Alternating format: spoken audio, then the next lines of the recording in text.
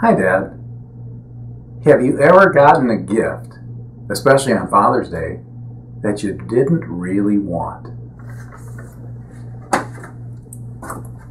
We all have. Let's face it, Dad. We're really hard to buy things for. If we want something, usually we just go out and buy it.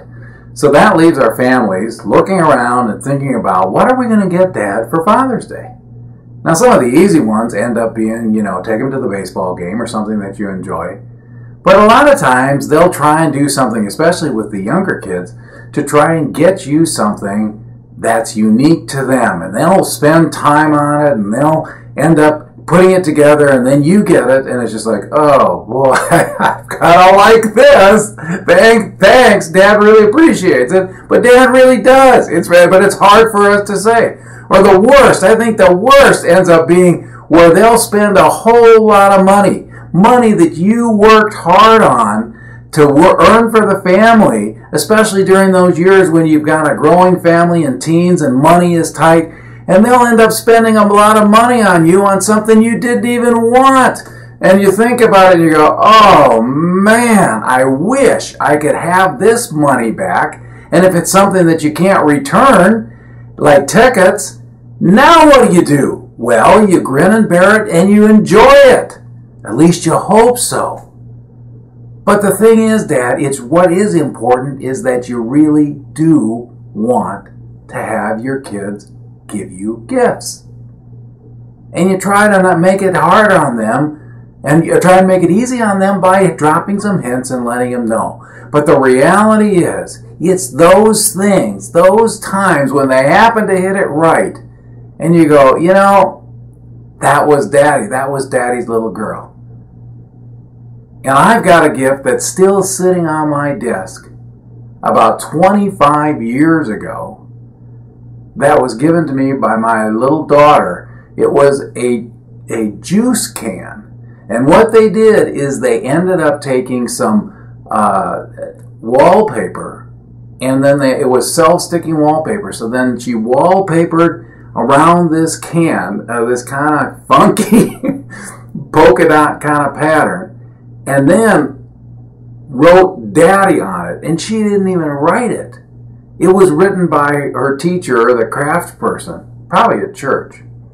So anyway, she brought this, and I kind of thought, this is, oh man, this is kind of stupid. What am I even going to do with this stupid thing?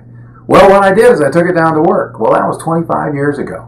It's still on my desk. It still says Daddy. It's still full of pens. I can't even stuff any more pens in there. I end up taking pens that quit working and throw them in the garbage, but that pen holder sits there on my desk. And I don't even know if anybody's ever asked me about it, but from time to time, especially when I have to throw out a pen that doesn't work, I look at that crazy juice can and I go, wow, my daughter loved me.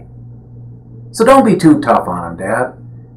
And I know it's really hard. I've been there when they spent money you earned for the family that the family needs, and they try to do something nice for you.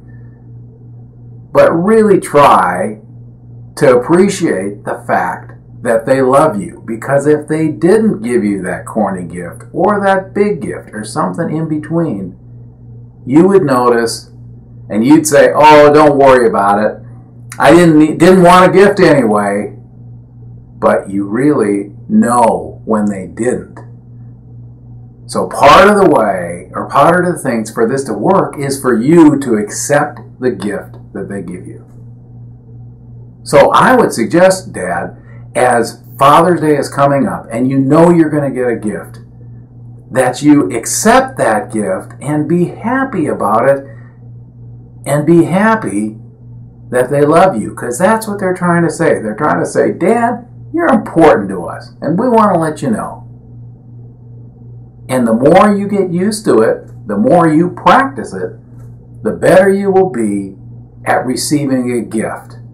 And I've found that one of the easiest way to get a gift or a compliment is give a gift or a compliment back. What I mean by that is they give you something nice, and you come back, instead of going, oh, you didn't need to do that, you say, you are such a great daughter for thinking about Dad.